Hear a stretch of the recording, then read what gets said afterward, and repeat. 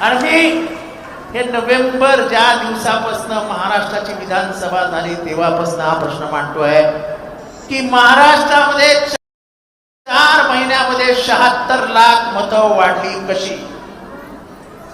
मतदान झाल्यानंतर त्याचा रेकॉर्ड हा जो पब्लिक डॉक्युमेंट आहे ते जर मत उमेदवार विचारता आहेत तर तुम्ही देत का नाही, लपून का ठेवतात. सीसीटीव्ही फुटेज जर उमेदवार विचारतायत तर तुम्ही लपून का ठेवतात. हे सगळं मॅनिप्युलेशन करून महाराष्ट्र राज्य ताब्यात घेण्याचं काम यांनी केलं.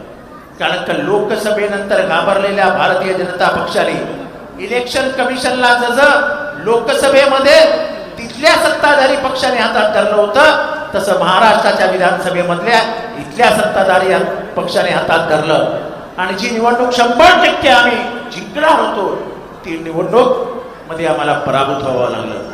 आमच्याकडे पुरावे होते, आम्ही सांगत होतो धांदली झालेली आहे, चोरी झालेली आहे.